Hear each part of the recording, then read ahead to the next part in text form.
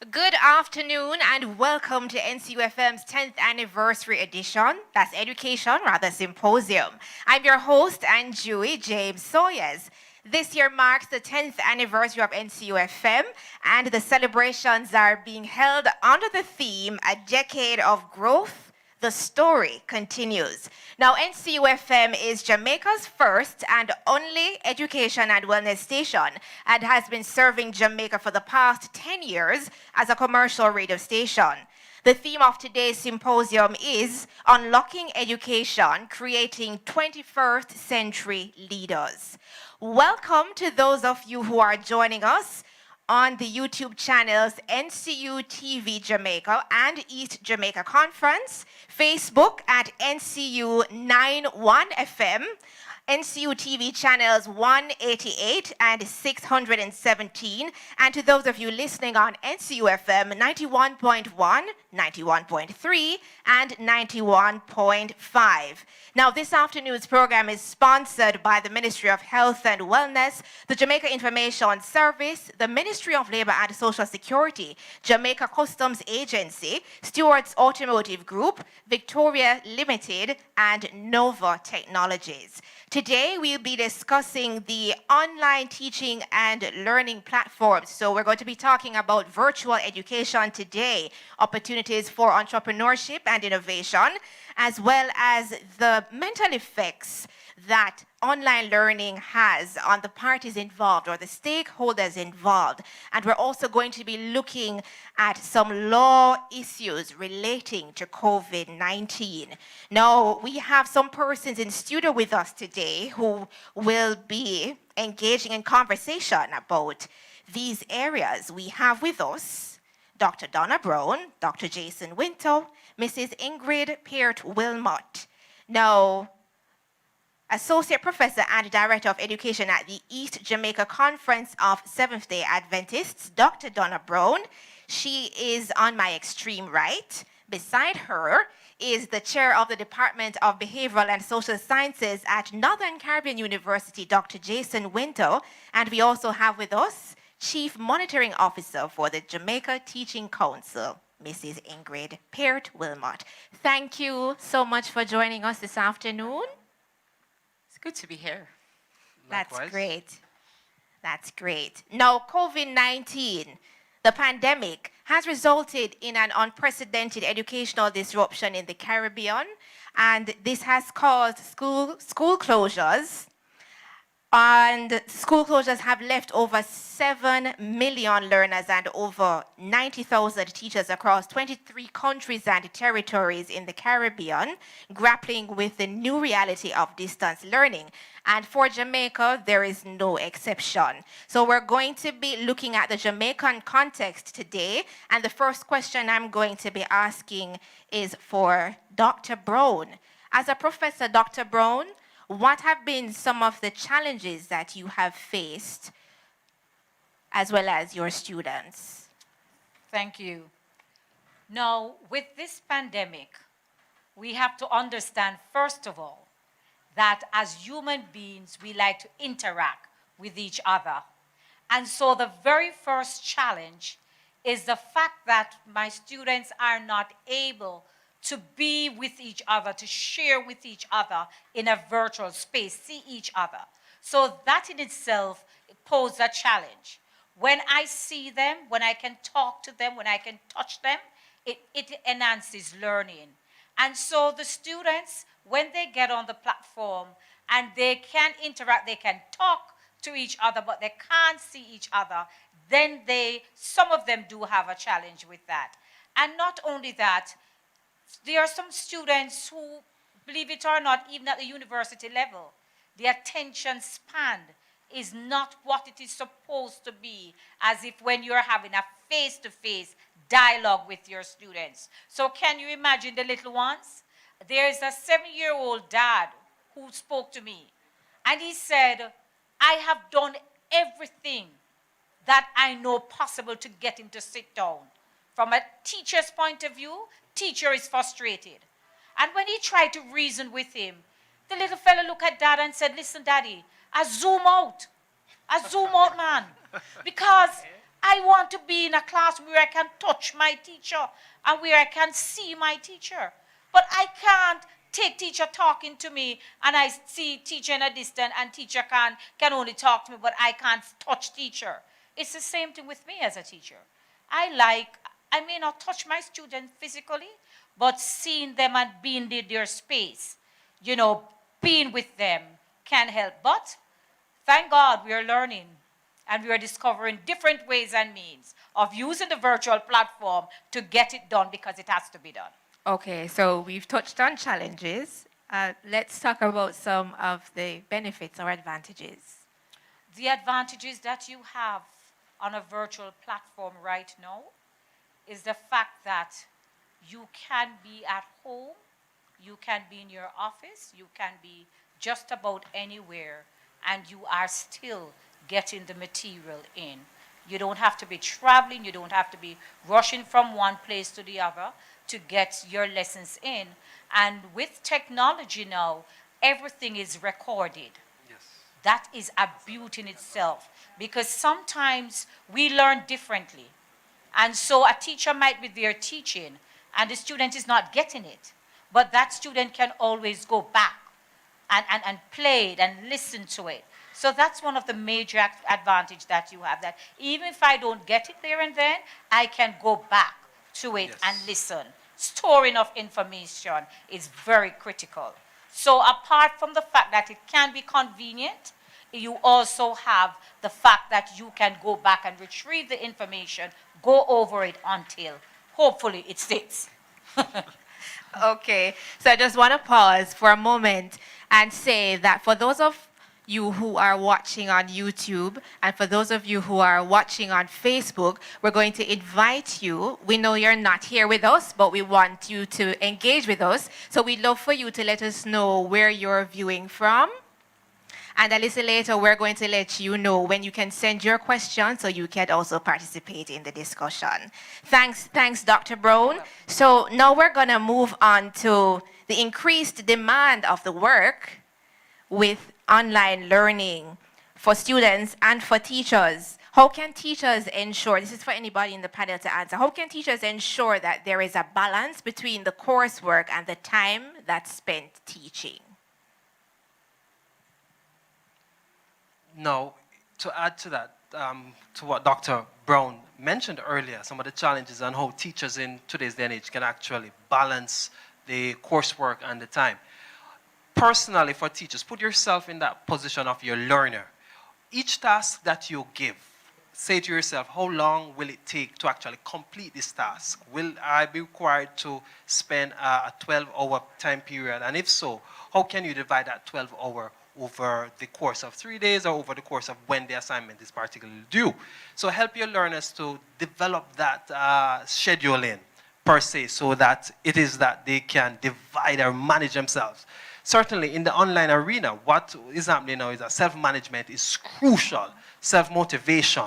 How it is that you're saying to yourself, I want to learn, and so I'm going to invest my time in this particular task. So what teachers can do, or they're really encouraged to do, is understand each task that they give, how long will it take, and develop that, actually quantify the task, and share that with their learners so that it can help to balance. So if it is that you have 4 main tasks for a particular course, or for a particular subject within the term, or within the semester, what you can also do is to understand from a learner's standpoint, how many other classes are they taking, or how many other courses are they taking in this particular semester. And once you're able to now get a sense of that learner in front of you, they're taking 4 other courses, 4 other subjects, or 5 other subjects. Each subject has about 3 or 4 primary or core tasks. Understand that each task will require X amount of time, and actually do the math on it so that you can help your learners to manage. And in so doing, you take a step to create a balance between coursework and required time, so that the outcome, the expected learning outcome for your particular course will be achieved. Okay? You don't want to go through the motion at the end of the term or the semester and the child or learner has not really grasped what it is that they were intended to have grasped before or by the time the semester or term is out.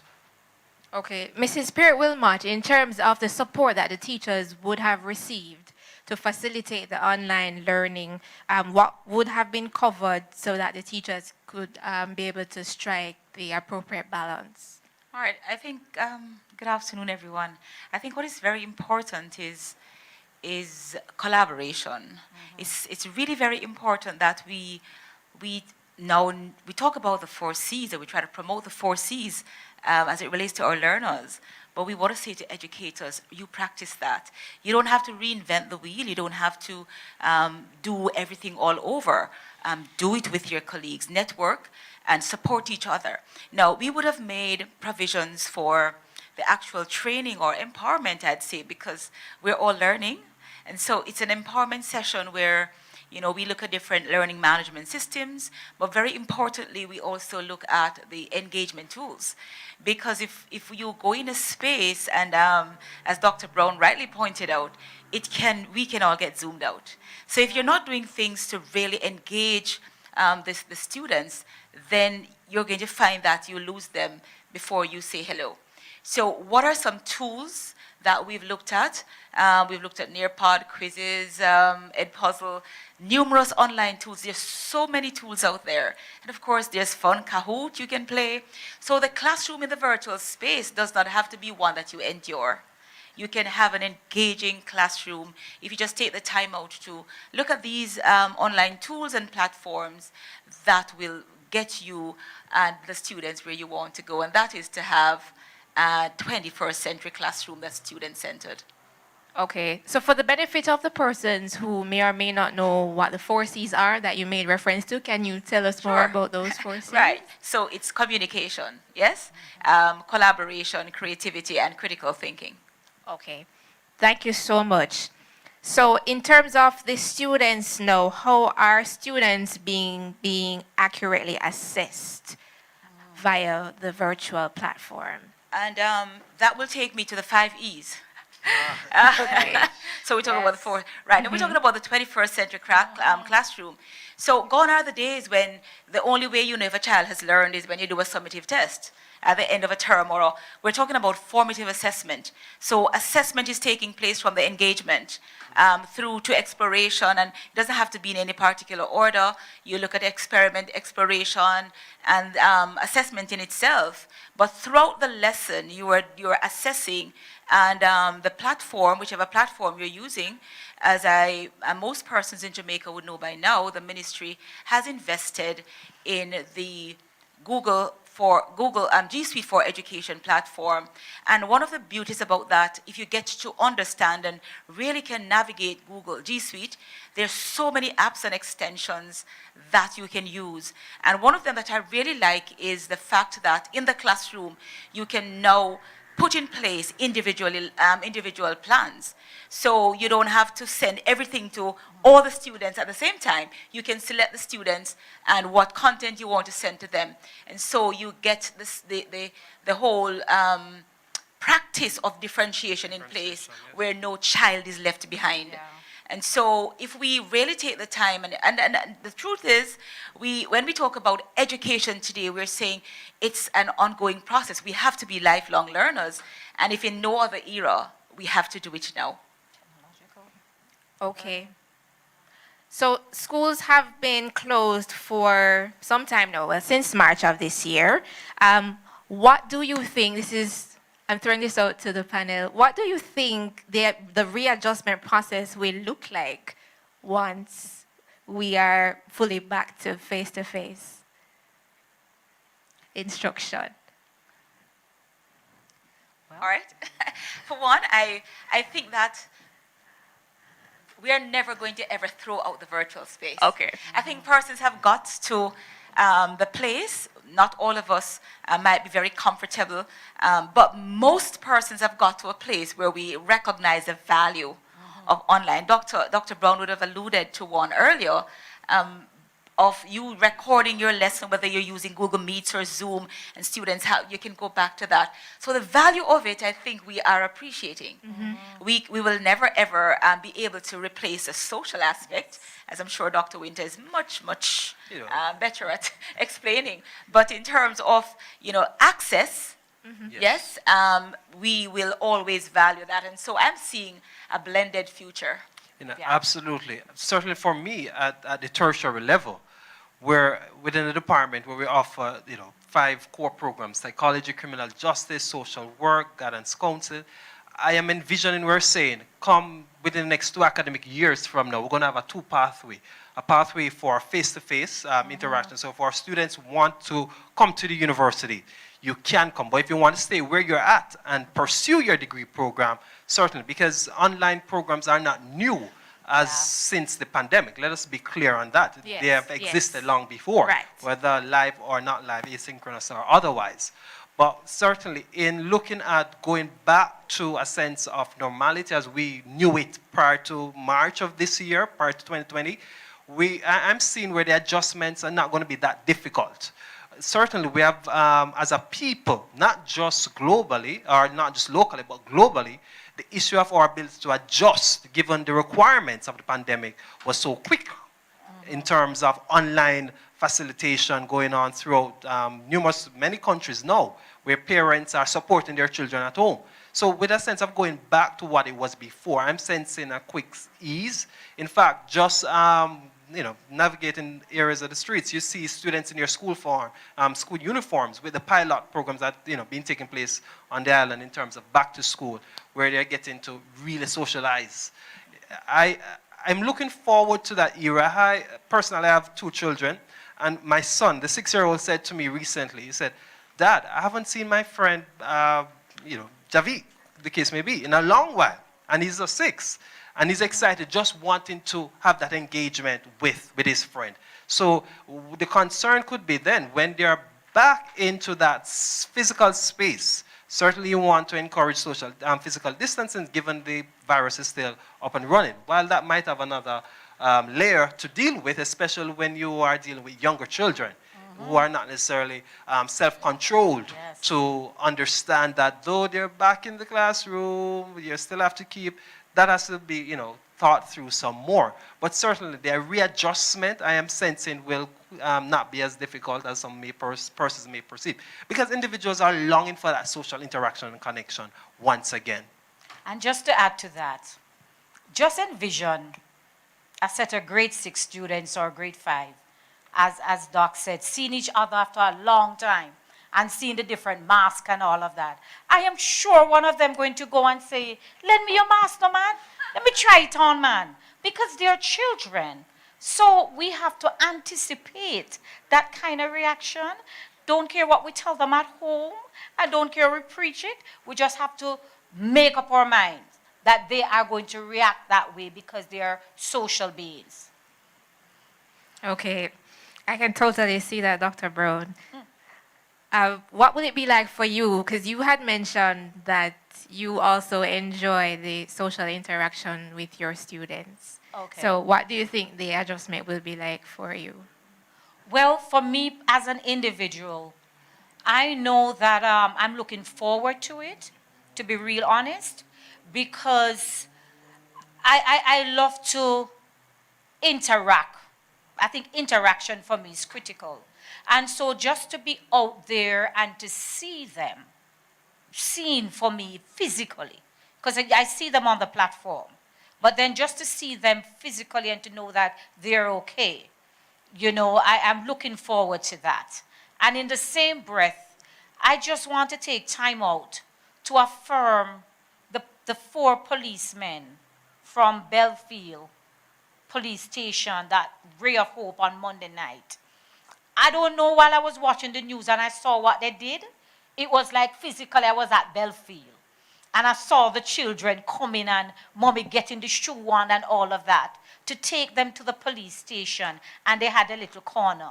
For me, I was actually in the classroom with those policemen, just seeing the students getting an access. And I really wish if more of us would find avenues like these right now to bring them into our space if we can, but to ensure that they are safe. So I am personally looking forward to going back out there physically, but at the same time, safety for me is also very important. Because while I want to see them, while I want to be out there, I want to ensure that it is safe for us to do so. Okay, that makes sense in terms of the safety. So, audience members, those of you who are watching, listening, our question and answer segment is coming up, and we would like for you to start sending in your questions so that we can put them to our panelists this afternoon. For those of you on social media, you can post your comments in the chat on YouTube, in the comments on Facebook, and for those of you listening on NCU FM, and for those of you watching on NCU TV, you can send your response, or question rather, via WhatsApp to 876-457-1414. The number again, 876-457-1414. And don't forget to like, share, and subscribe. Not in that particular order though, but don't forget to like, share, and subscribe this video so that others can benefit from the conversation.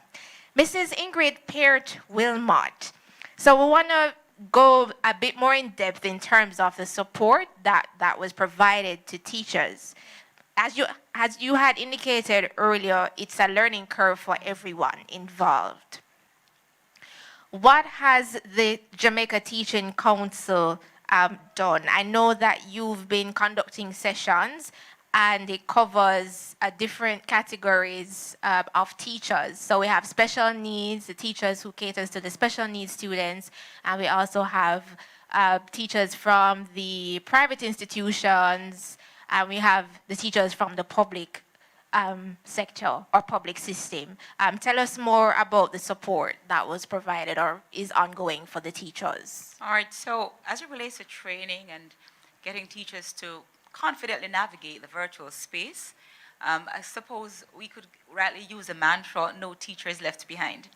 And the aim is to ensure that teachers have a space where, again, they can collaborate. We really are particular about that because we understand the value of teachers working together.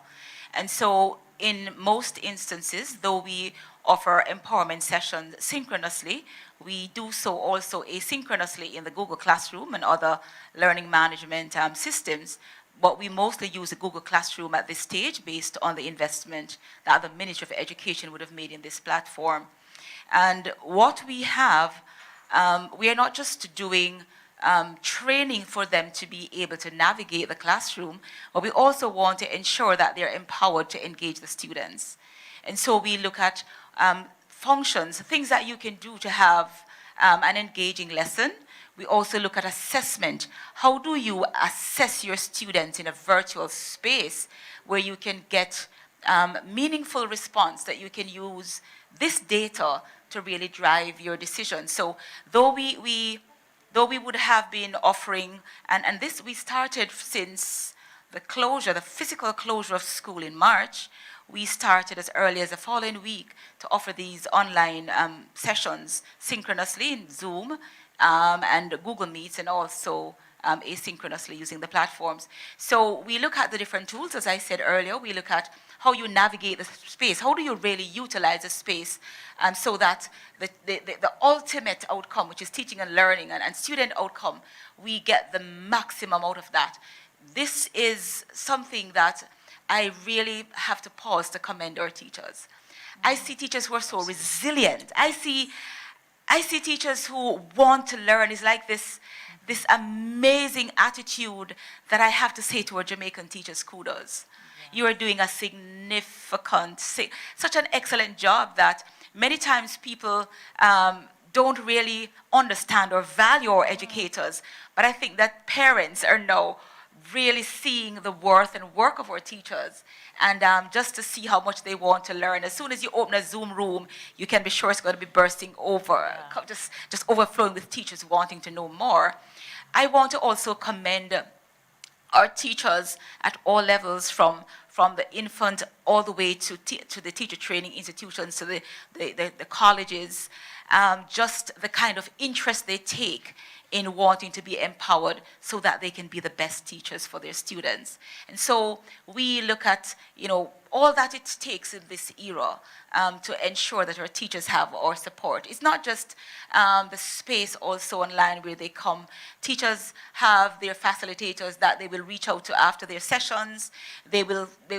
I have one phone and one number, and I think every teacher in Jamaica has access to my cell phone. And sometimes at some odd hours when I really feel, and I'm sure Dr. Winter will chide me for this, but there are times when I really feel zoomed out too. But I will never ever neglect a text message or an email as much as is humanly possible. And this is what we do at JTC. The support is there. We have a great team of persons who just know that our role is to ensure that our teachers are comfortable, and they have us there to ensure that they are being the best version of themselves. Yes. Okay. Can you break down asynchronous and synchronous? All right. So synchronous is live. So like Zoom, where we're synchronous now. Okay. Yes, we're live.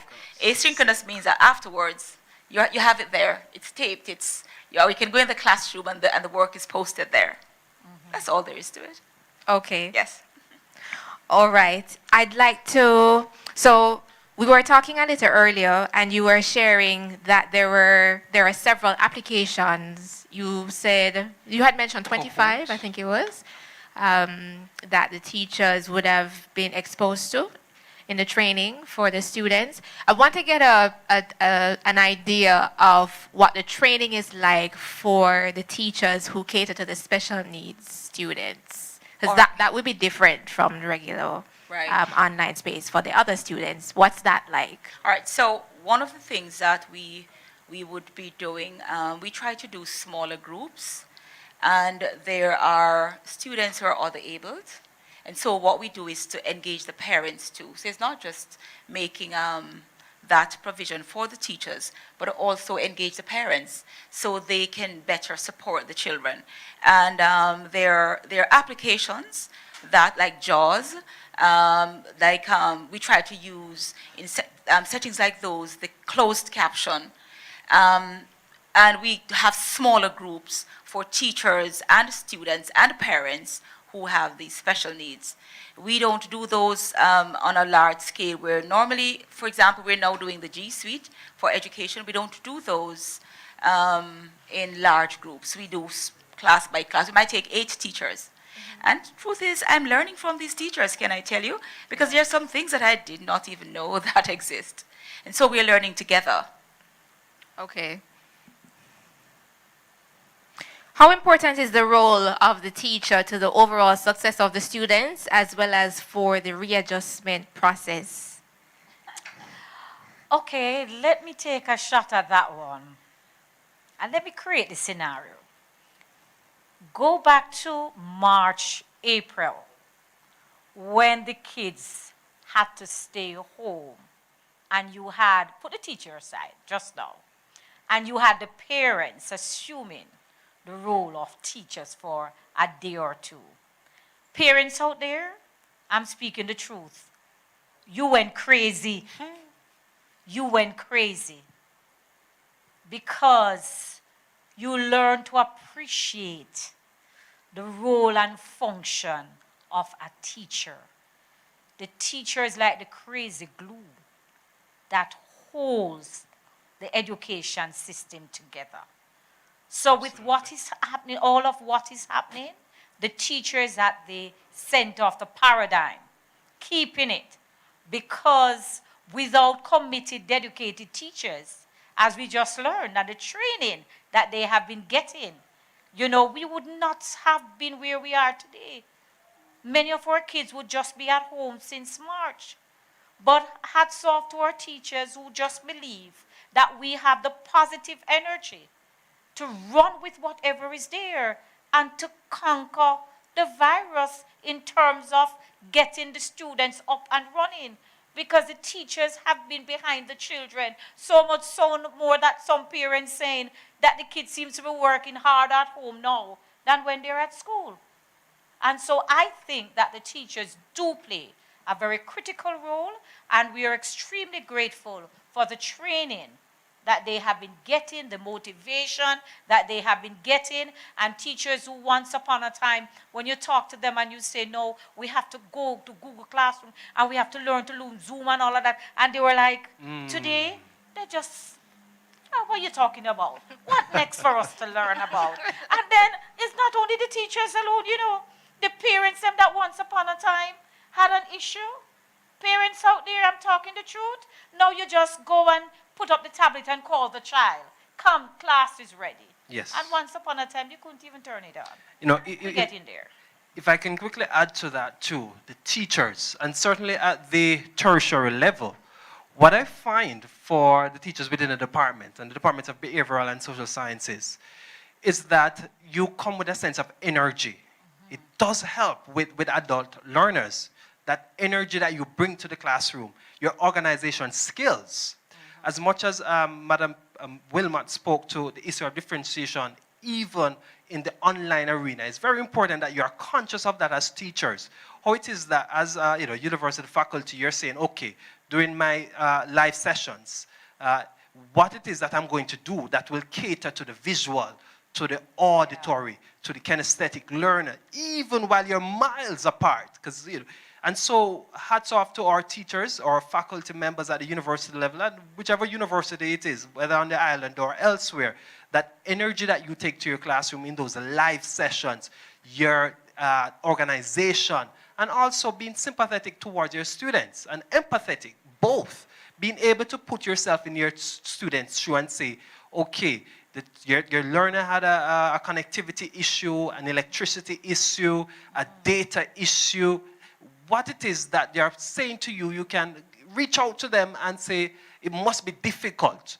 And so you find that our teachers, many of them are being trained in psychological first aid that can support their learners, because that's another area, it is that you'll find the stress level. I'm sure you're going to get to the psychological issues that both learners and educators alike will experience in this online dynamics, and how it is that you can empower them to be the best that they can be.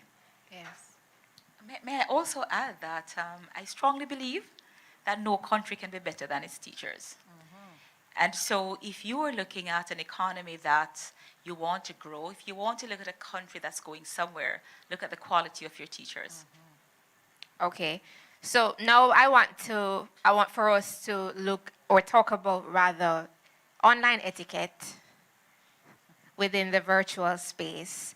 So let's look at that. What are some of the things that parents, teachers, and students should bear in mind when using the virtual space?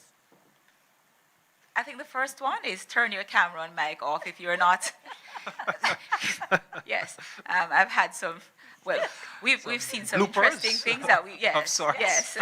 So be conscious of that, especially, and I think it's you must be conscious, especially if you're mic. I would also say when you're speaking, it's good to have your video camera on, but also be conscious that based on the number of persons in the space, it does affect bandwidth. Yes. So those are things that you talk about. But I just want persons to be conscious of your surrounding when you're going on, because the whole world will be seeing in your room, whichever space you're in, and the whole world will hear what you have to say if your mic is opened. And there's often no retreat when something goes out. Is there ever? I know, right? One of the things that you need, put yourself in a state of readiness whenever that time comes for you to go live. It could mean involved in personal hygiene, dress appropriately for the occasion. So certainly dress, being mindful of others. So if you're going to give a contribution to the platform, to a question that has been asked, be as succinct, be as concise and precise, and be mindful of the time. In many of these sessions, they are timed. So it could be a 30-minute session, a 60-minute session. So your consciousness of other person's time is important. So as far as possible, be concise in your sharing, make a note of it, write it down before. And that's one of the virtues of the online platform. You can write it, you probably even voice note it to yourself, play it back. Does it make sense? Is your English, your grammar, your syntax, etc. is intact? Then you go ahead and share such. Yeah. And just to add, the mind is very powerful. And I'll say to especially the young people, high school, don't stay in the bed, for your classes. Don't stay in the room, your bedroom. I see young people doing that. They jump up at 8 o'clock and classes at 8:30, still in that sleepy mood. As Doc said, the professionalism. Get yourself in that. So get up early, dress as if you're going to school, because your mind is powerful. And when you stay in the bed with the sheet over you and you have the laptop or the tablet beside you, you're not really hearing everything. But when you get yourself in that frame of mind, you learn a little bit better. Okay. Question. So in the classroom setting, it's generally not allowed for students to eat. That's what break time, lunch time is for. How is that treated with in the virtual space, or what's appropriate in the virtual space? I think it is very important. Let me say this, and I'll emphasize it. It's very important for teachers to have an excellent relationship with their students, and a relationship that fosters respect on either end.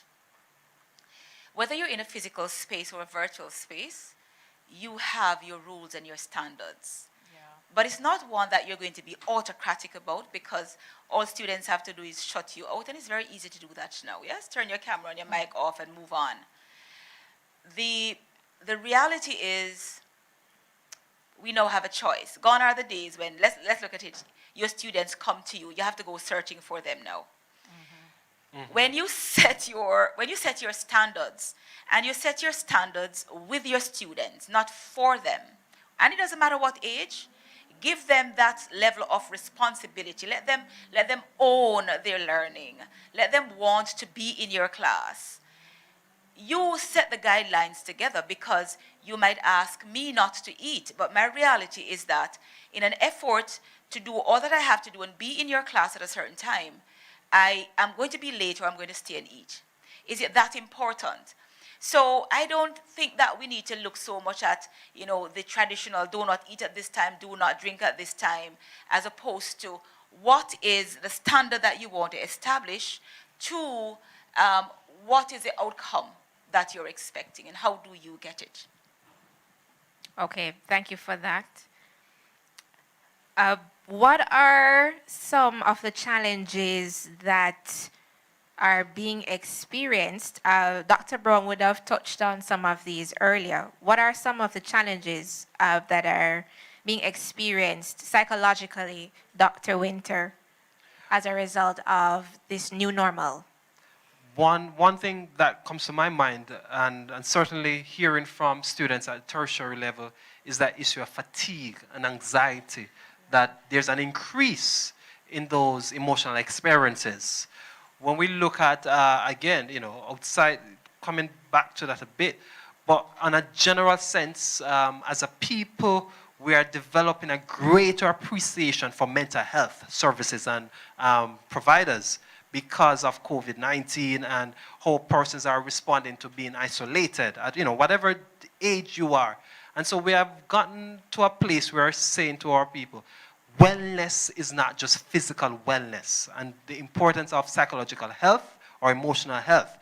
Being able to understand how you are feeling, how you're thinking, and to look at, in the end result, your behaviors. Are you at a place where you can sense emotions of others and respond to them appropriately? Or you considerate? Are you able to express your very own emotions? I throw this out to the viewers, listeners. Think of at least 3 emotions that you have experienced since sunrise to where you're at now. What 3 emotions you would have experienced today, and what were the reasons for those emotions? And how did you react upon experiencing those emotions?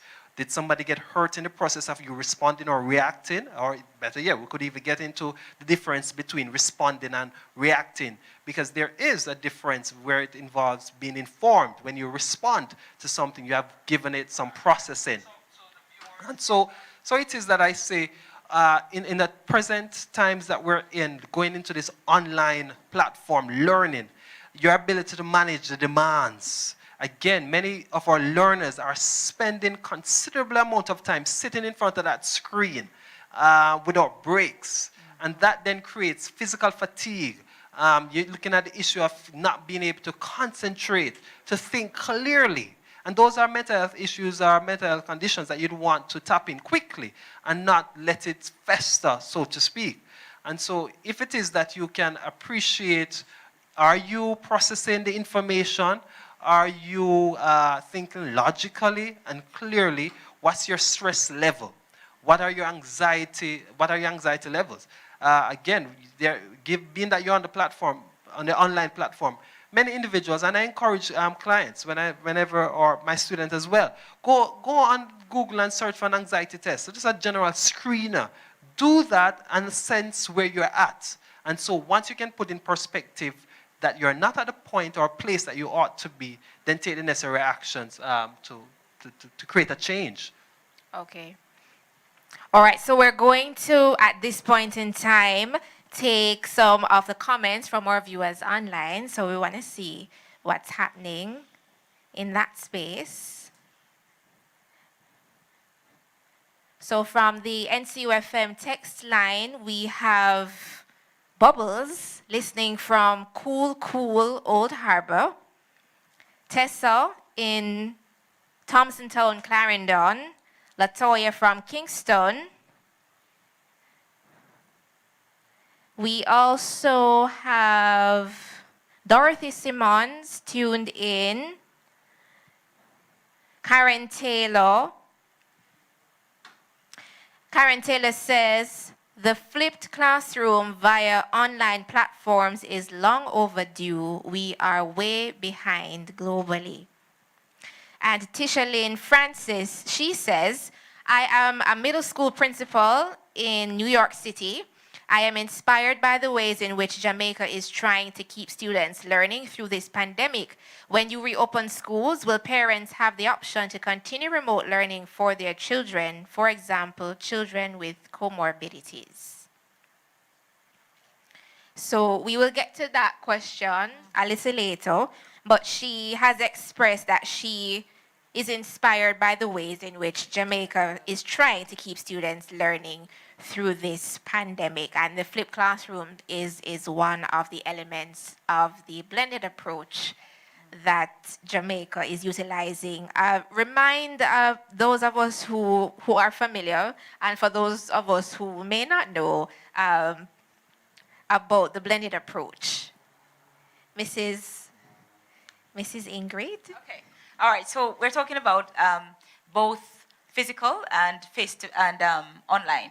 So you might decide that for your labs, let's say, you come in the physical space, and for other sessions, you don't need to be there. Then you can do that online. So it's using both approaches, while it's blended. Yes. All right. Okay, Dr. Winto, I'm just going to throw this other question to you, and then I'm going to check and see what's happening on YouTube in the interim.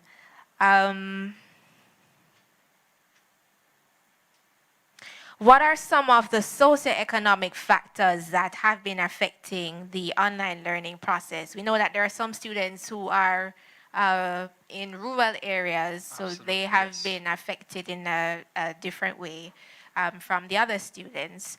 What are some of the socio-economic factors? Certainly, the disparity that COVID-19 has brought to the surface is quite alarming regarding the who have and who don't, and how it is that they're accessing their educational services. Unemployment is one of those socioeconomic issues. You'll find that we're in the parents, and certainly at whatever level of the educational system, would have gone out to find the funding to support their children's learning. They are staying at home because there's a reduction in the need for their services. For example, we may have persons who would work with the various school system and they can't be in school selling or trading their particular service or skill. And so their children are affected. So it could be that the parents just had their smart devices, their cell phones, and you have 2, 3 children at home needing to connect at the same time. So when there are limited technological devices available to facilitate that online learning, it does become a challenge. So that's one of the major ones that I'm observing as in socioeconomic issues, and employment is certainly one that we have to be of great concern. Okay.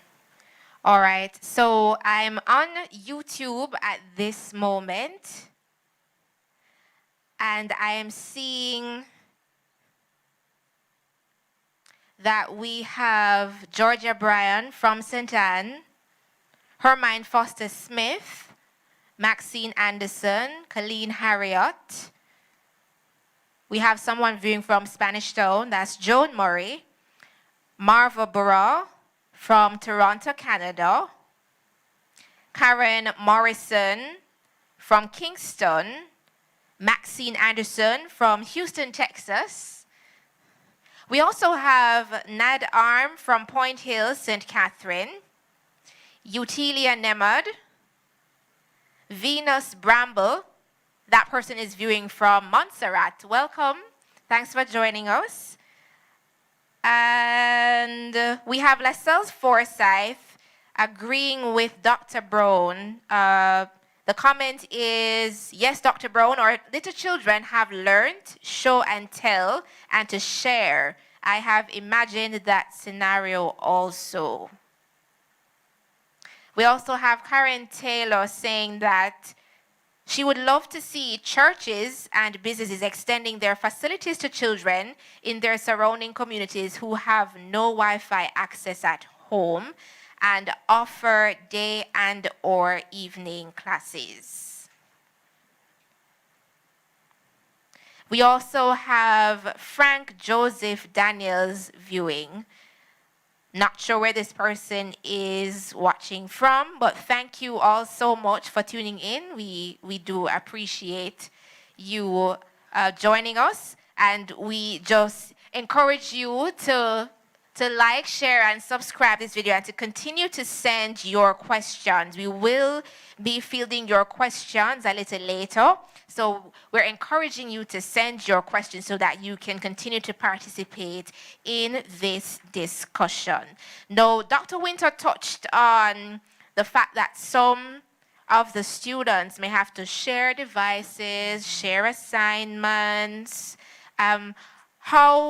How would the special needs students be impacted? What's that like for them? Now, what I do from, talking with other colleagues, but I get a sense that they are, extremely being disadvantaged again in how it is that COVID-19 is impacting their educational progress.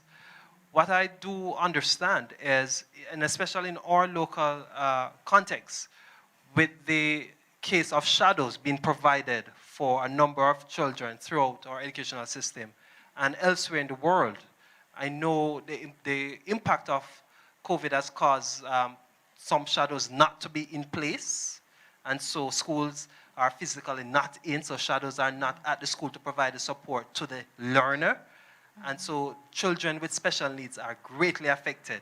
They are pretty much left, to my greater knowledge, and any other members can correct or so, that the parents, the guardians, their caregivers are now left to support their children with special needs at home.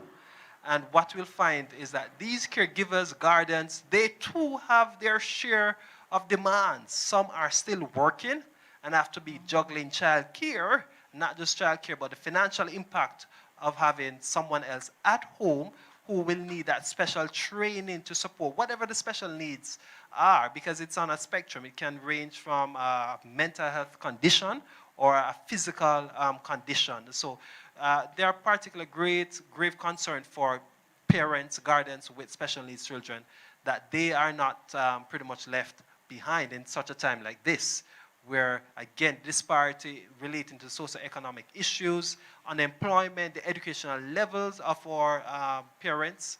Again, when I know of a scenario where children, the child will go to the mother and say, "Mom, can you help me with this homework? Can you help me, please?" And the mother will encourage the child to go to the other big brother because, or not even say the mother, but the parent in general sense, because of their own literacy concerns. So that is coming to the fore, how literate are our caregivers to support the learning of our children. So that's an area we have to be we have to look out for. Right. And even apart from that, just understanding the material in and of itself outside of that. Absolutely. And I think this is something that I think we need to be, mindful of as educators when we're preparing the material, who we're preparing it for. Yes. And I must also, talk about the importance of partnership at this time, because you see, it's not just the teacher and the students, it's the teacher, the students, the parents, the communities, everybody, because we're all in this together. And if we want the best possible outcome, it's going to be based on how much we work together. This is a time when we don't talk about partnership, but is when we put in practice the true sense of partnership in the education system. Yes, I totally agree with that. So, Dr. Winter spoke a little earlier about, well, he gave some what I would call productivity hacks for teachers within the virtual space. But from the psychological perspective, how can the teachers, the parents, and the students cope with the increased demand that arises as a result of the virtual space, the engagement, and everything else that's associated with it? First and foremost, what I like to say or to encourage is an acknowledgement that what presents itself will need for a change, will need for a different approach in the mindset. So it is that we're saying to our students, now it is that you have 5 classes, whether it is at the tertiary or the secondary level, you have all your classes online. That's going to create a change mentally. So put yourself in that position to say, all right, how I usually act prior to going online will need to change so that I can give of my best. So again, look at the need to put yourself in a better mind frame.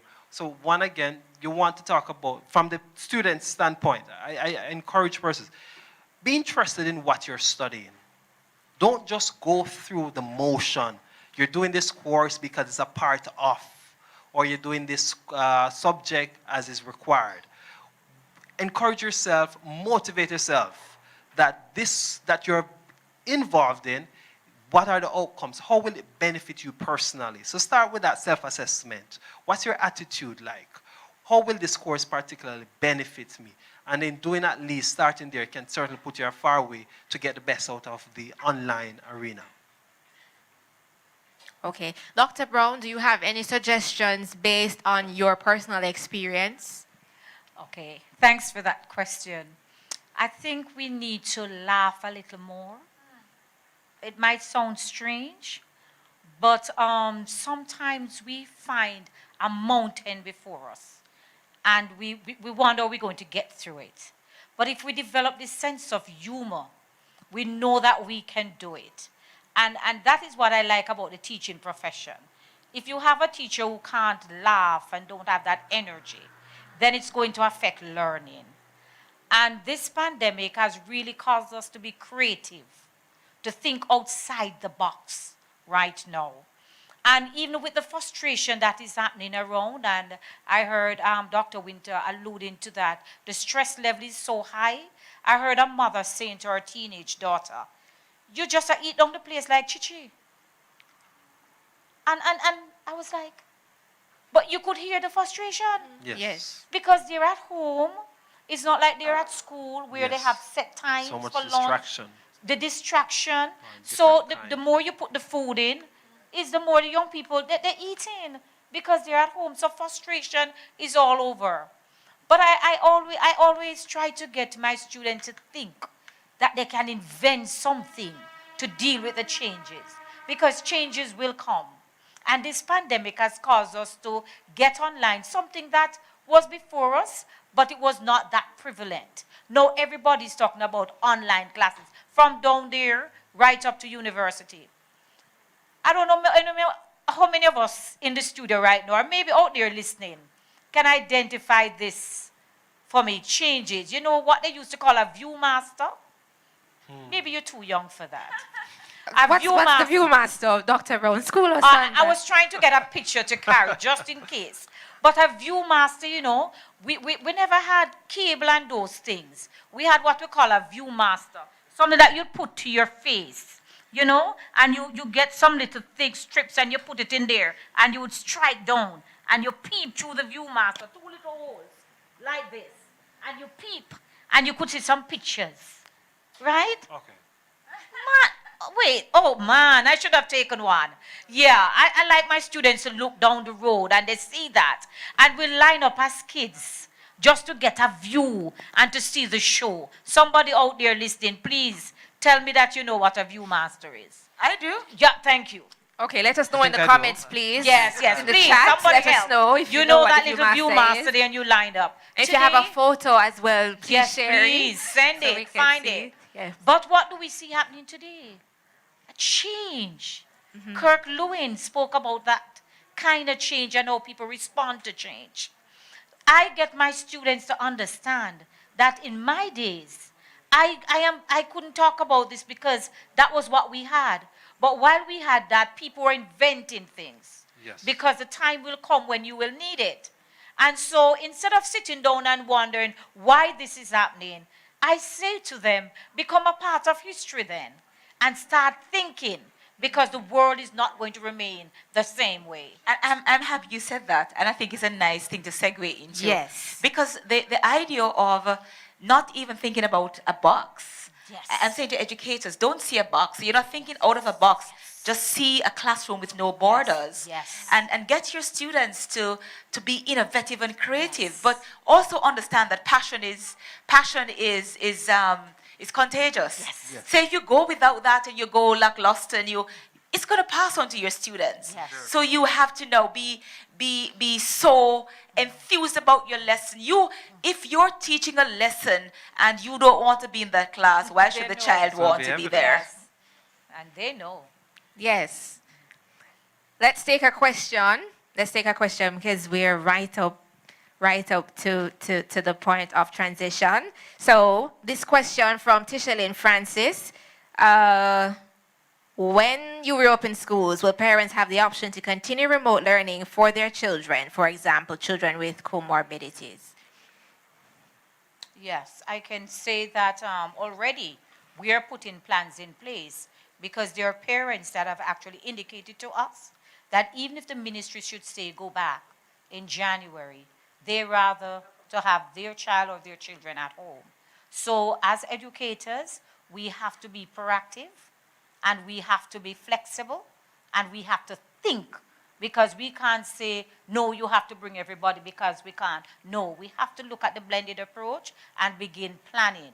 And a lot of our schools are doing that.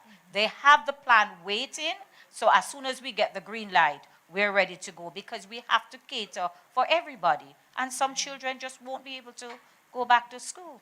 Yes, and the government is also developing a homeschooling Yes. policy, so parents can apply to have their children to engage in that program, Yeah. and they will be able to, as a result of registering for this program, if they so desire at some point later on, the student can be reintegrated into the classroom. So there's also that option that exists. Let me see if we've gotten another question. Okay. Yes, a question just came in. It says, what is the difference? This question is from Donna. What is the difference between the children in the UK from those in Jamaica? Children have been back to school from September and they are getting on well. In the children's world, it's like it's a normal day. Children in the UK, between the children in the UK from those in Jamaica. Okay, Donna, can you get more specific for us so that we can understand what the comparison is or the difference is that you're referring to, so that we can Respond. address that for you. Maybe Much appreciated. So,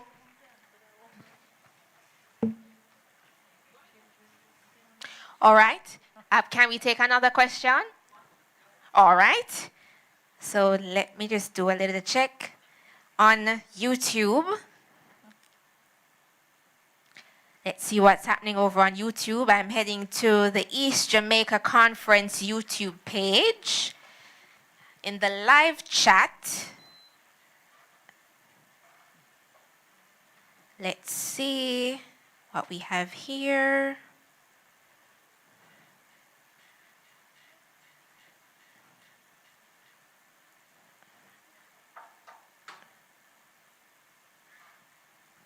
All right, so I'm not seeing a question here, but I see comments. I'm gonna read those. Karen Taylor is agreeing that while you have the children at home, they can be taught life skills. They can be taught to cook, shop, change a tire, plant a garden, go on nature walks, sew, and read more books. And she's also commenting that children with special needs have to be taught differently as they learn differently. And she's hoping to see more special ed teachers creating YouTube tutorial channels to engage these children. Good points. Yes, that's a very Absolutely good good point. points. Very good point. All right, so we have come to the end of this segment. And we want to say thank you to our panelists. And we have a bright little ray of sunshine waiting in our midst. And we are going to take her. I'm just going to make sure that I get her name right. Her name is Nalia Schooler. Hi, Nalia. She's so sweet. All right, Nalia. So we're going to go right over to you now. We are excited to see what you're going to do for us. Take it away, Nalia. Yes, go right ahead, my darling. This little light of mine, I'm gonna let it shine.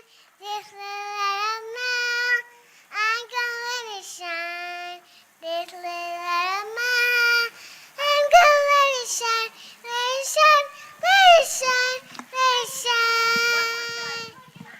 Hey, light of mine, I'm gonna let it shine. This little light of mine, I'm gonna let it shine. This little light of mine, I'm gonna let it shine. Let it shine, let it shine, let it shine. Hide it under bushel, I'm gonna let it shine. Hide it under bushel, I'm gonna let it shine. Hide it under bushel, I'm gonna let it shine. Let it shine, let it shine, let it shine. I'm gonna let it shine. This little light of mine, I'm gonna let it shine. This little light of mine, I'm gonna let it shine. Let it shine, let it shine, let it shine. Under bushel, I'm gonna let it shine. Hide it under bushel, I'm gonna let it shine. Hide it under bushel, let it shine. Let it shine, let it shine, let it shine. Shine, let it shine, let it shine.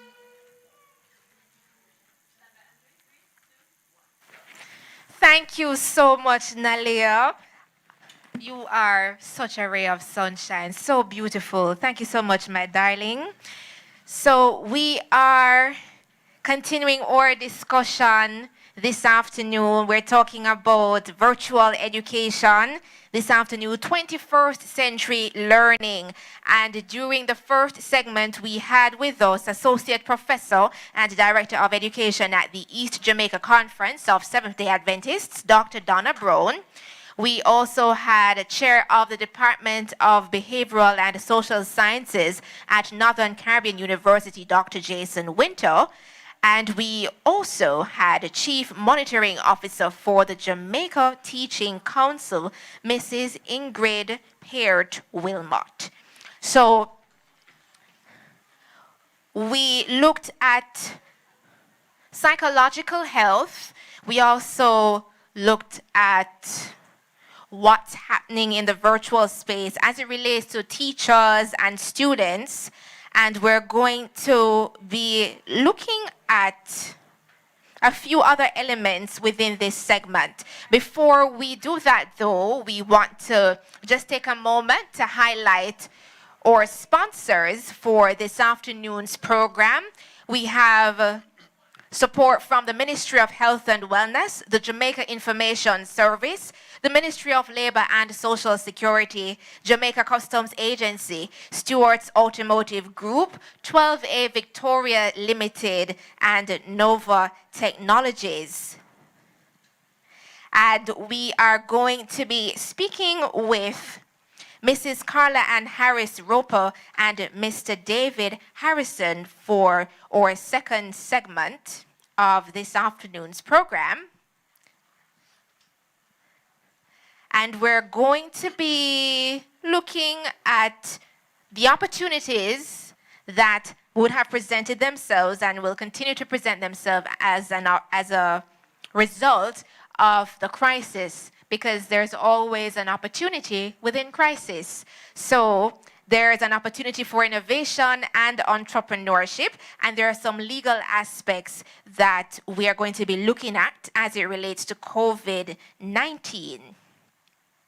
We have, I'm going to mention their titles now. So, Principal Consultant and Attorney at Law at Employment Matters Caribbean, that's Mrs. Carla Ann Harris Roper. And beside her is the Director of Incubator and Resource Center at the Jamaica Business Development Corporation, Mr. David Harrison. Thank you so much for joining us, ladies and gentlemen. Thank you for having me. Thank you. Welcome, welcome. So let's jump right in. Mr. Harrison, in what ways has the pandemic boosted entrepreneurship in Jamaica, or opportunities for entrepreneurship in Jamaica? Okay, before I do that, I need to say two things. Okay. One, congrats to NCU FM on their 10th anniversary. Thank you. And two, I know what a Viewmaster is. You know what the Viewmaster is? Yes, I do. Okay. As you pointed out, some of the greatest innovations or changes in societies as a whole have come about in times of crisis. So the pandemic has presented us with challenges, and challenges represent opportunities for businesses. Yes. So essentially it has, well, for some businesses, others are in crisis. Yes. Because it's a double-edged sword. Yes. But there are opportunities. So the reality of it is that it presents opportunities for entrepreneurs to either identify needs that there are to fill, and hence take advantage of them, and or for existing entrepreneurs who are already in business to maybe pivot or change how they deliver a service to address a changing need. Okay. All right. So I know that you did a survey earlier this year in terms of how businesses have been affected by the pandemic. Can you tell us a little bit more about that? Well, I won't go into specifics, but what I can tell you is there's a variety of scenarios. As I said earlier, essentially, for some businesses it's about seeing new opportunities, going after them. For other businesses, it's about facing challenges and trying to find ways to address those challenges. We can use simple examples. All right. I mean, let's look at businesses that used to rely on face-to-face services. Yes.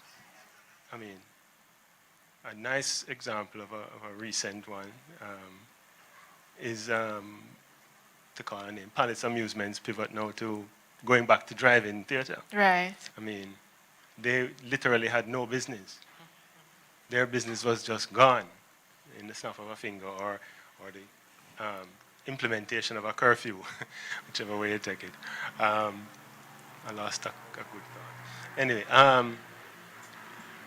the examples of, say, restaurants. Restaurants, again, face-to-face clients, challenges with social distancing, challenges with implementing the proper hygiene protocols implemented by the ministry. Again, several different responses. Some persons suffered.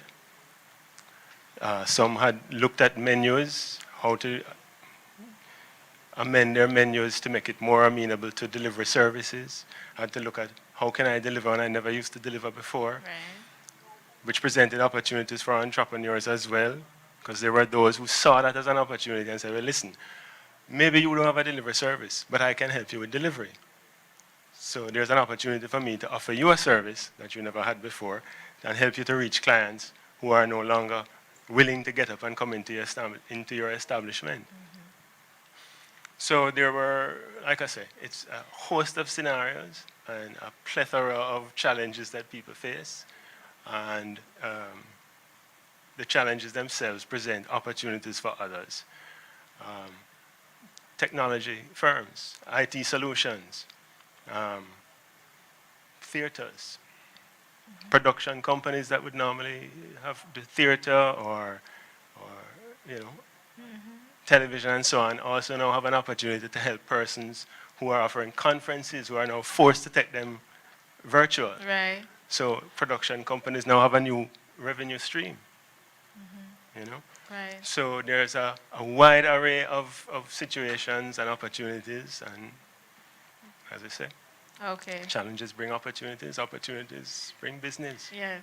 And with content creation as well, And content creation, exactly. with using more of the virtual space. Exactly. Okay.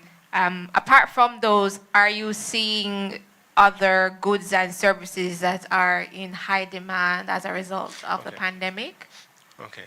What I would say to that now is, as time passes, it changes. So, day one pandemic, day one curfew, day one lockdown, everybody have to shift. So suddenly people were not interested in high-end luxury items. All I wanted was, you went to the supermarket, certain shelves were empty. You know, everybody buying basic need items because they're saying, okay, I mean, going into lockdown, and I need to be prepared. I need to reduce the amount of times I have to go out into the world and face the risk of infection, etc. So now I need to, basic goods became high priority for everybody. As time passes, and we adjust, and we start doing virtual things and so on and so forth, restaurants start to look at delivery and all of these things. As time passes, those needs sort of start to shift, and the challenges shift with it as well. So now it's a little different. The landscape is changing. People more looking now at the opportunities, more long-term type opportunities that are presenting themselves. The reality of the fact that life is different and will be different. There is no going back to what was, unfortunately. It may not be as restricted as it is today, but it's going to be different. Okay. And as you pointed out and came out in the earlier segment, you know, even virtual learning is a thing that's going to be here to stay. Yes, that is indeed correct. Mrs. Roper, how important it is for businesses or business operators or persons who are now aspiring to become entrepreneurs to register their business? Oh, wow. It's very important, dependent especially on person's capacity to fund their business.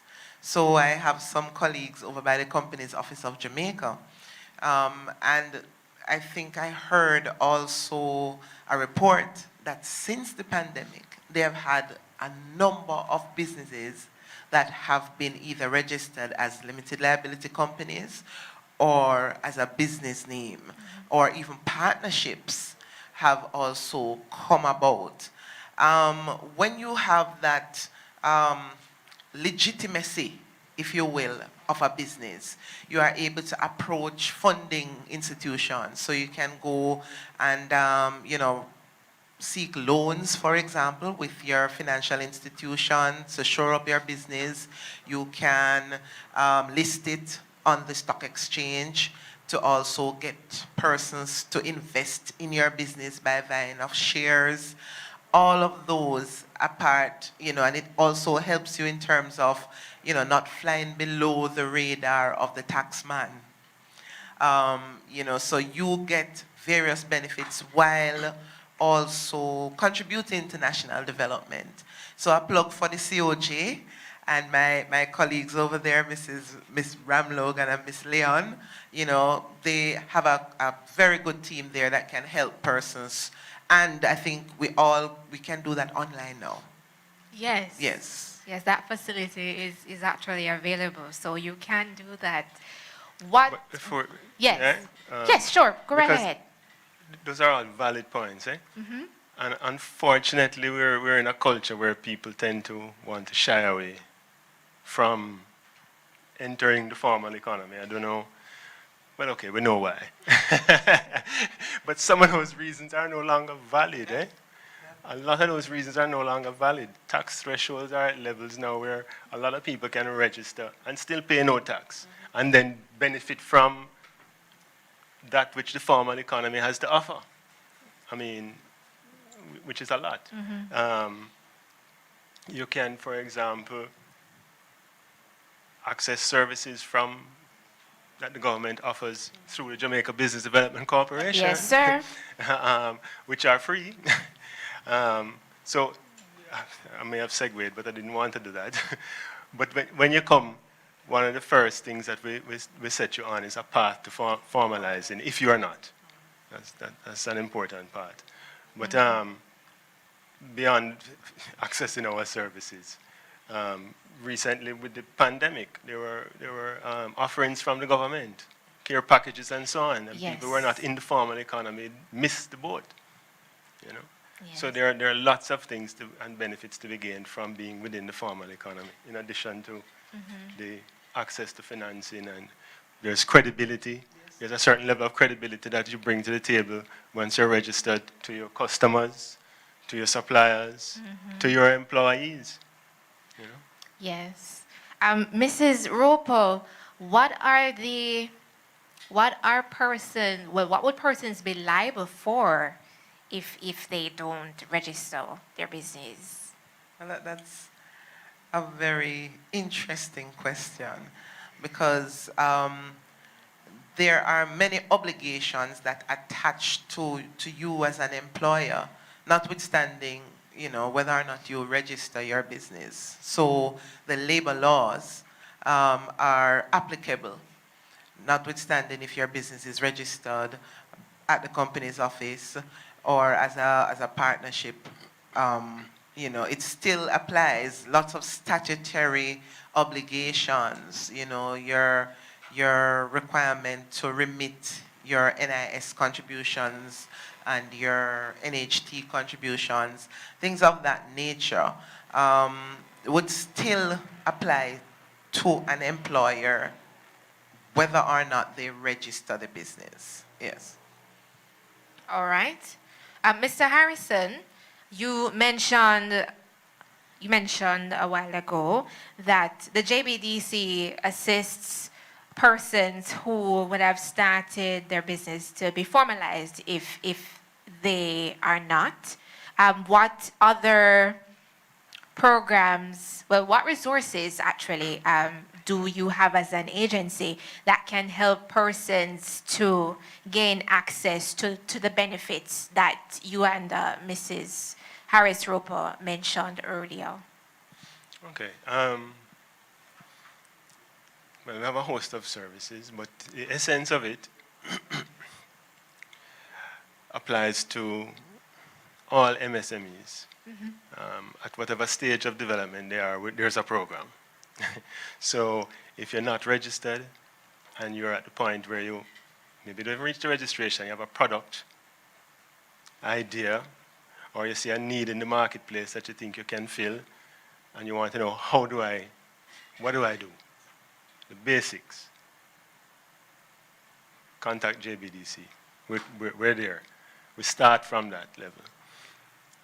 If it is that you're in business, you could have been in business for 15 years, but you find that maybe you're stagnating, you're not growing, you're just doing the same thing every day and continuing with life, but not really growing and not really creating the wealth that you had envisioned. We have a program for you.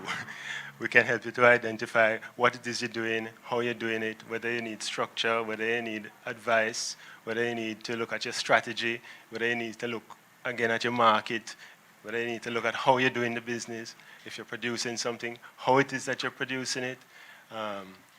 So we offer services all along that chain of development. If you're looking to move into international markets, if you're looking to scale the business, if you're suffering because of the crisis and you don't know how to pivot, you hear everybody talking about pivoting, you don't know what, Yes. you know? Yes. We can help you to figure that out too. All right. How has the corporation pivoted? Oh, boy, did we pivot. Oh, we had to pivot, and we did. And I must say we did very well, and we learned a lot in the process because our doors closed.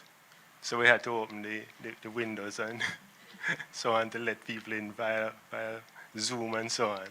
So we essentially, our doors are open. We continue to be in business, but what we did was reduce the face-to-face contact with customers and clients. So a lot of virtual activity took place.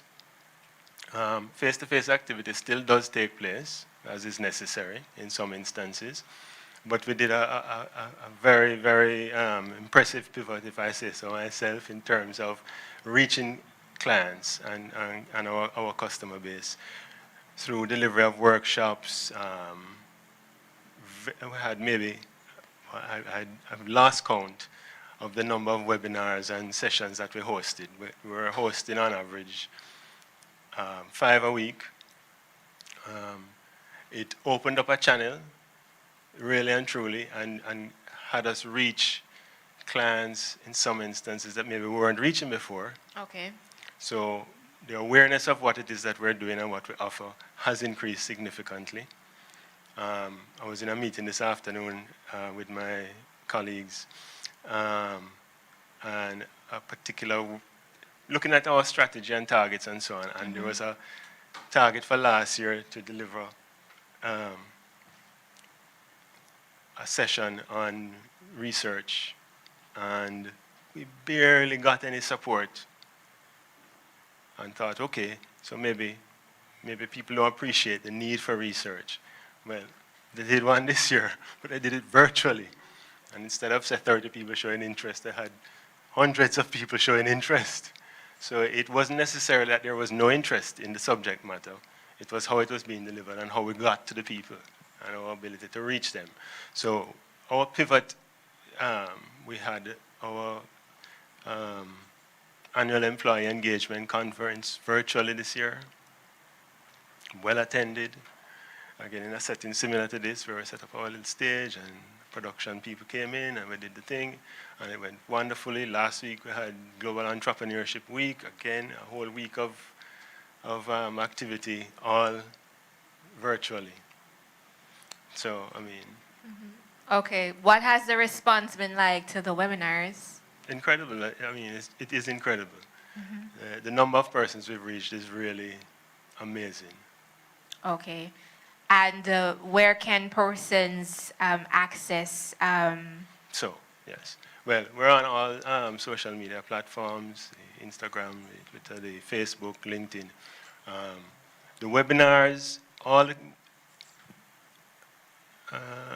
want to say all the content. All the content is available on our YouTube channel. So everything was recorded and posted to the YouTube channel. Okay, and that's JBDC Jamaica? Correct. Okay, so, all right. I'm not remembering the word. I was trying to apply the asynchronous, synchronous, but I'll get there. So it's available. So even after the sessions would have ended, it's still The there content is for you available to on access. YouTube, yeah. Okay, wonderful. All right, so we're going to just show some love to those viewing online at this point in time and listening on NCU FM, watching on NCU TV. We have a question and answer segment coming up. We're going to be facilitating your questions. So we are encouraging you at this point in time to start sending in your questions. You are watching, listening to NCU FM's 10th anniversary education symposium, and you can send your comments, your questions online. We're on Facebook, the East Jamaica Conference YouTube page as well, NCU 91 FM on Facebook. We are live on NCU FM 91.1, 91.3, 91.5, and we are on NCU TV channels 188 and 617. And for those of you listening on NCU FM and watching on NCU TV, you can send your comment, your question to 876-457-1414 via WhatsApp. That's 876-457-1414. And if you're just joining us, we'd love to know your name and where you are watching from. And don't forget to like, share, and subscribe wherever you are watching us at this point in time. All right, Mrs. Harris Roper, I'd like to throw this question to you right now in terms of there are some considerations to be considered by employers as well as employees as it relates to individuals being laid off from their jobs due to COVID-19. What are some of the things to consider? Well, one of the first things would be, what is a layoff? Yeah? We've found that a lot of people do not appreciate, do not understand what this legal concept is. In some places, people believe if you're laid off, you're terminated. And that is not the situation in Jamaica based on our legislative framework. So our legislation, which governs this concept, is the Employment Termination and Redundancy Payments Act, Section 5A. And it speaks to conditions under which employers may, for a temporary period, and it speaks to a period not exceeding 120 days, where the employee may be not be required to be at work. And for that purpose, for want of a better term, their employment is suspended. So they are not terminated, they are still on the books, they are still considered as employees, but they may not be required to come into work and on the other side of that not be paid. Yes? And that's for a period of 120 days? Right. At that particular time, then after the 120 days, certain things can occur. Such as? Well, if an employee has been laid off continuously for 120 days, then they can elect to be made, to have their position made redundant. So be terminated on the basis of redundancy. Now, they are required to give their employee particular notice of this fact. So at the end of the 120 days, then they can approach the employer within a particular time, so it can't be before 14 days and can't be more than 60 days. At that point, the employer, having been so advised, can say to the employee, look, I'm recalling you to work. Now, if they are recalled, that means that the situation, the redundant situation doesn't exist anymore. So you would go back to work. Now, you have some persons, especially in the context of COVID-19, that simply just do not have the capacity to continue or to continue in the same way that they used to operate. Okay. And that now creates another issue to navigate within the employment sphere. So it's always very important that persons seek proper legal advice from the employer standpoint as well as the employee standpoint, so that you don't run afoul of the law, get yourselves into challenges, because if the process is not properly followed, either an employee may lose their right or the employer may find themselves on the wrong side of the law. Yes. Okay. So as it relates to, let me see, so you spoke about being laid off as opposed to being terminated by way of redundancy. Correct. And if it is that during the layoff period that the person is required to return in whatever capacity or arrangement, is it that they just go back? Is there any documentation that needs to be done? What happens within that? It would be best practice and indeed a recommendation that when you're implementing a layoff, that you should put that in writing, because it is a variation of the contract. Now, when this first announcement of March 10 happened, many people were just so discombobulated that, there wasn't enough time for many people to just try and figure out what to do. There was so much uncertainty and misunderstanding, or just simply not knowing what was happening, so that people really had to learn what to do as they went along. So some of the measures that were also implemented by the government as part of, the mitigation strategies had many employers just really reeling. If you remember the days when the disaster risk management orders were coming out almost every other week, and the curfew times moved almost like pieces on a chessboard, and sometimes you could open up to 7, sometimes 6, sometimes 5. Then you had to ensure your persons who were working with you had to leave early because they had to be home before the curfew. There was so many things happening that employers, many of the times, just simply were just trying to keep up, which is separate and apart from just running their business, and dependent on the type of business, that could almost have sounded a death knell to the business. So it's now, I believe, we are a little bit further along the continuum.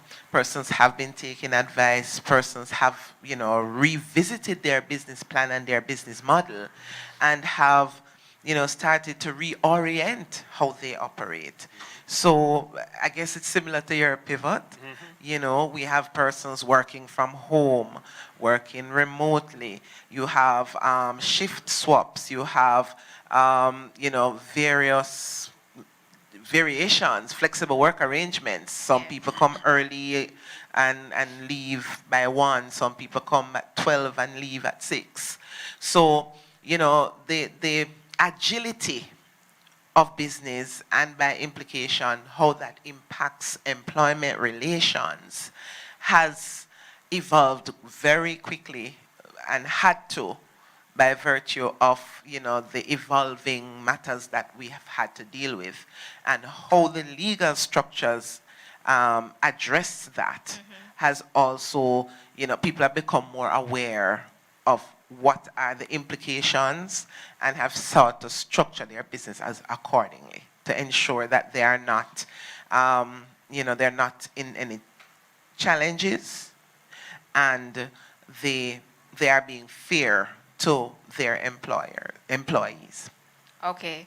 So, on the matter of redundancy, it's a termination By reason of redundancy. of redundancy. Yes. Is there a separation package that's expected, or tell us more about that? So redundancy, again, is also governed by the Employment Termination and Redundancy Payments Act. And that speaks to what we call 3 redundancy situations that must be existent, one of either of the 3, so that there's a redundancy situation existing. So the business may be closing down completely, or moving from the place where it was to another place, or the need of the business for a particular service is diminished or expected to diminish, or an employee has an occupational disease. Those diseases are actually set out in the regulations, or suffers an accident on the job that causes them not to be able to continue. So if any of those 3 circumstances exist, then we have a redundancy situation. Then after that, the person would have had to have been continuously employed for 2 years, or 104 weeks. And then there are particular steps that would have to be taken to put the redundancy in place. So for example, the Labor Relations Code, and we've had cases that has examined the particular guidance that the Labor Relations Code has given us, all employers and employees, that when an employer apprehends that a redundancy situation is imminent, they consult, speak to their employees. Because believe it or not, Andrew, these workers are the ones on the front line. They know what's happening in the business. They see that the customers are not coming in the volumes they used to. They see that the goods aren't moving as fast as it used to, right? So they appreciate what is happening. And some of them, because they're in the belly of the beast, can actually give or provide some types of alternatives for employers to consider. And the law recognizes that that could possibly be there. They don't, we know it's the employer's business, but the employee is an important stakeholder. And if they have a union, the union is also a very important stakeholder. So there's a need for consultation to see if there are alternatives or ways in which you can mitigate against the loss of the job, to try and ensure security of the worker. And if after all of that has been done and there is no, unfortunately no alternatives, because you could also look at what are suitable alternatives, then you talk about the package. So the law gives us a minimum standard. Us employment lawyers call it a floor of rights. So it's a flooring, not a ceiling. So if you can do more than that, you are encouraged to, but the minimum standard below which you cannot fall.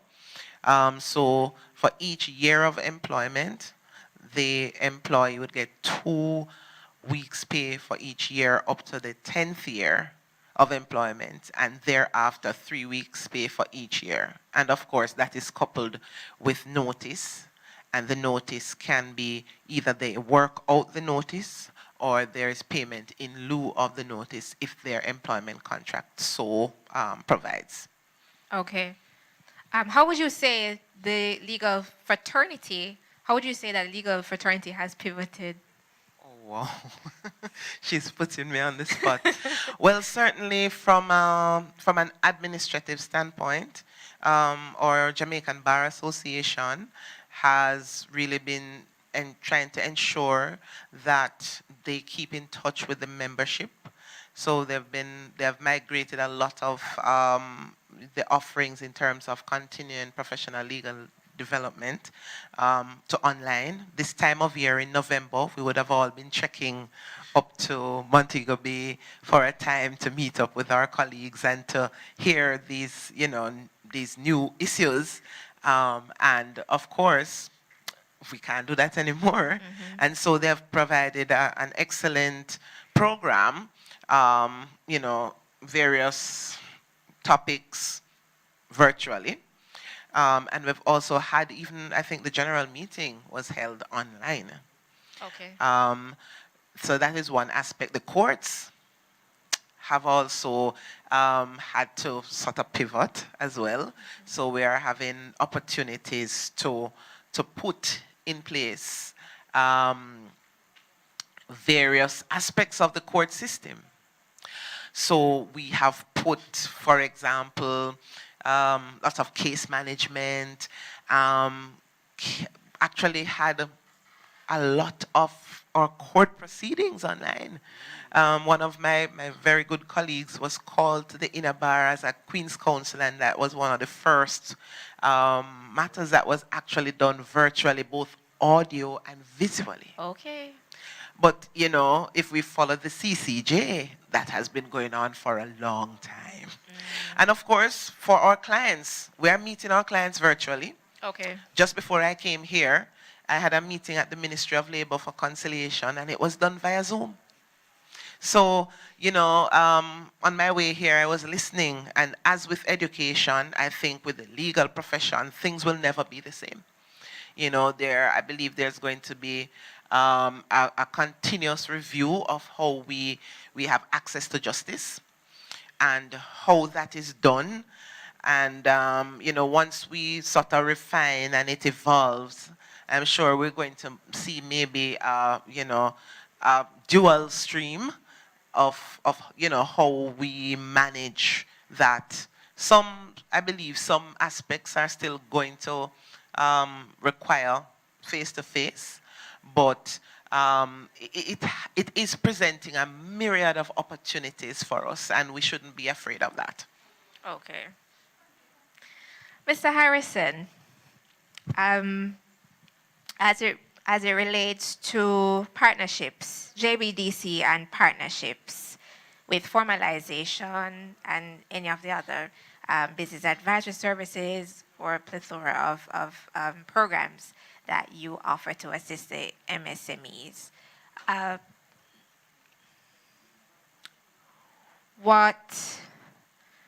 Tell us more about these partnerships. Who are some of the agencies or organizations that you partner with to assist any business operator or anyone interested in starting a business? Okay, partnerships are a key part of how we deliver services. And that's on varying levels again. Everything is on varying levels. From access to consultants to provide services to clients that we may not necessarily be able to deliver specifically. Okay. But there are partnerships with other agencies within government. There are partnerships with funders. We have partnerships that we forge with banks. Commercial banks are now interested in the MSME sectors more and more every day. And so they are looking at ways to understand that segment of the market and how they can better serve them. And so they have come to us as well. So we have those partnerships that we forge. We have forged partnerships with universities. We have partnerships through which we broaden our network through the small business SBDC, a model in the US that we've adopted. So we have small business development centers located now. We just signed one last week with UCC, but we have one with NCU. We have one at, these are physical spaces, facilities. We have one with RADA, UCASE, CMU, and that's a partnership where we're broadening our reach. What happens there at these facilities? They're small business development centers, so they're like small extensions of what we offer. So they offer services to the clients, but what is also interesting is now is that it's also facilitating greater information on what is in the space, because we have a wider network. So more data, and data is important in decision making and so on. We have partnerships we've forged. Just last week we signed an agreement with CL Dun & Bradstreet. That's a biggie and an important one. And again, goes back to speaking to the matter of credibility. There are 178 years old, and offer invaluable services. So now we have a formal partnership with them. So it gives us also access to their data. It provides us with tools that used to assess companies, to help them to be rated and get visibility globally. There are partnerships, like I said, with other agencies within government with whom we work. We work with RADA. We work with many, we have many partnerships that we formed, all to deliver service to our clients. Some of them are projectized, so you may identify a particular need in the marketplace, and we say, okay, we notice now that cosmeceuticals are big, so a lot of people doing soaps, lotions, da-da-da-da-da. So we're looking at projects to support that, and that is a situation where you're now bringing another term, which is the value chain. So we're working with from the ground in the farm to producing the raw materials, to making sure the raw materials are consistently available for the clients, for those who can then take that raw material, convert it into another product, which is still a raw material for maybe another step down the value chain, and so on and so forth. So we do a lot of value chain work, and that means collaboration with various agencies to deliver those services. Okay. Any collaboration with the legal? The legal fraternity. Legal fraternity, yes. Collaboration, not specific collaboration, but we have legal needs for clients. And so just like all other areas, across the areas, we have consultants that we would want to. Okay, so it will fall under the consultancy Consultants. service. Yeah. Okay. All right. We also have, just for the record, we also have persons who volunteer their time, professionals who volunteer their time to assist through advisory boards with clients. So there are legal minds in that pool. There are people who want to give back, who really do want to give back, and so offer their time free of cost to support some of the programs that we do. Okay, so how can persons get in contact with the corporation if they're interested Well, like in I benefiting? said, we're on all social media platforms. Just hit us up. Okay. It's as easy as that. All right, Mr. Harrison, I hear you. All right, so we have a special item that's coming up for you, and we also have a giveaway for you, so stay tuned for that. Let me see here. Who do we have here? Who is this beautiful young lady here? Rachel. Rachel Rooms will be rendering an item for us at this time.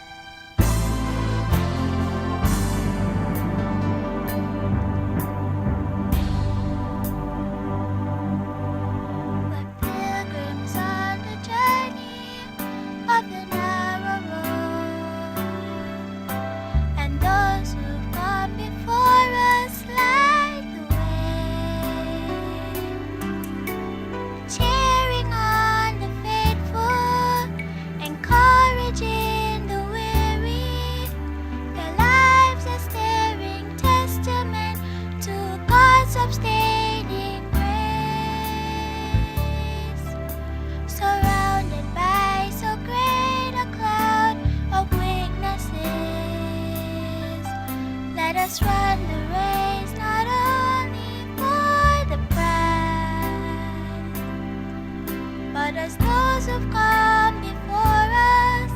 Let us leap to those behind us. The heritage of faithfulness passed on through godly lives.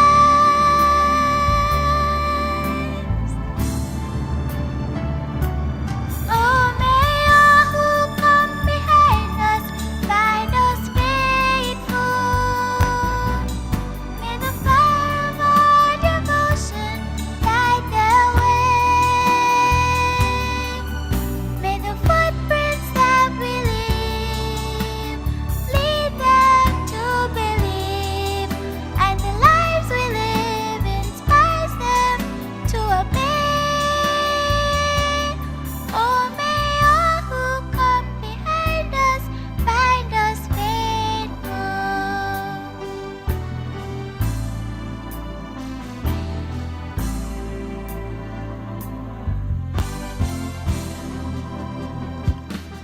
After all our hopes and dreams have come and gone, and our children shift through all we've left behind, may the clues that they discover and the memories they uncover becomes the light that leads them to the road we each must find.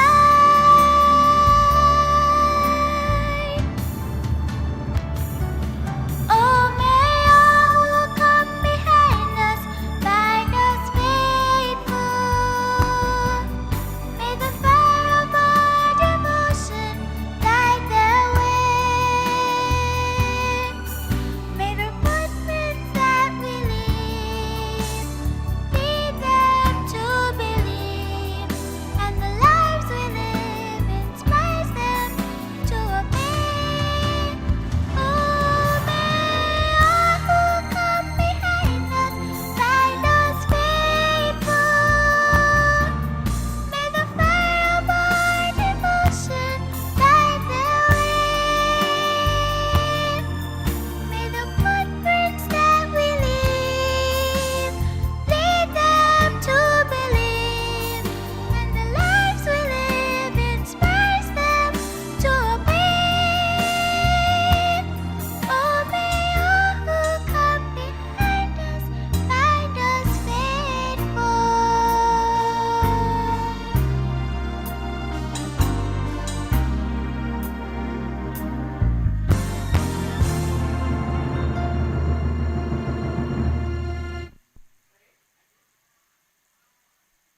Thank you so much, Rachel. May all who come behind us find us faithful. As we continue here, we are live, and you are watching, listening to NCU FM's Education Symposium in commemoration of the NCU Media Group's 10th anniversary celebrations. And we're looking at 21st century education here this afternoon. Now we have a giveaway, as I had mentioned, and I'm gonna just ask the question right away. Now this giveaway is for a student, and the question is, what is the topic for the Education Symposium? What is the topic for the Education Symposium? That's the first question.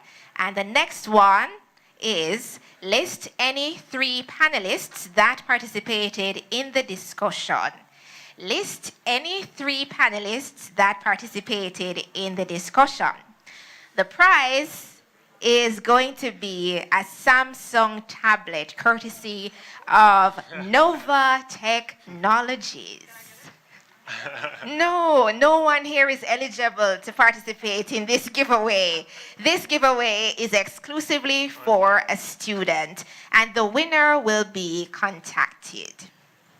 So you can put your answers in the live chat, We are live on YouTube, East Jamaica Conference's YouTube channel. We are also live on NCU TV's YouTube channel. We are live on Facebook at NCU 91 FM. We are live on NCU TV channel 188 and 617. That's on the Flow Network.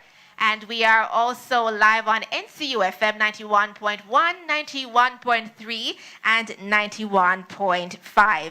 Now we want to squeeze in at least one question from our online viewers, listeners. So I'm going to do a quick check right now so that we can facilitate that. I'm going to check the text line to see if we have a question there. Not seeing a question there. All right, let's check YouTube very quickly.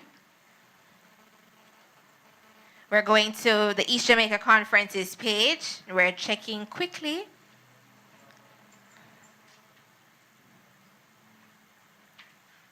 To see what's happening there.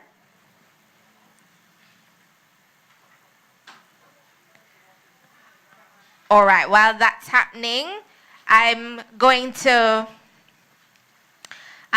be wrapping up actually. So we do apologize if we were not able to facilitate your question during the live broadcast of our program, but we do appreciate all of you who joined us for this afternoon's proceedings. We have another item coming up later on, and right now we want to just give some love to our kind sponsors who came on board to help us with our symposium this afternoon, and they are Ministry of Health and Wellness, Jamaica Information Service, the Ministry of Labor and Social Security, Jamaica Customs Agency, Stewart's Automotive Group, 12A Victoria Limited, Nova Technologies.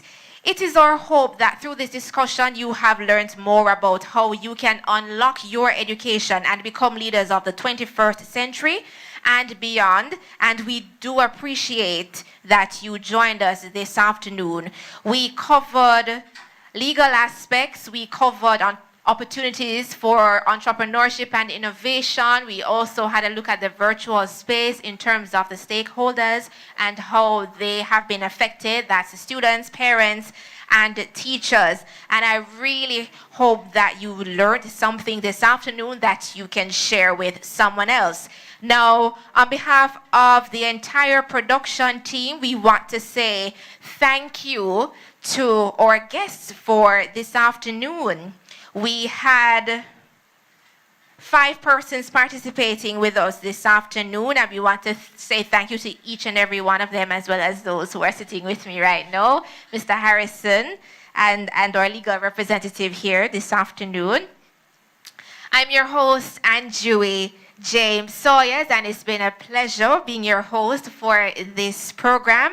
And at this time, we have 2 beautiful young men who will be taking us out, Aiden and Dejiro Pommels.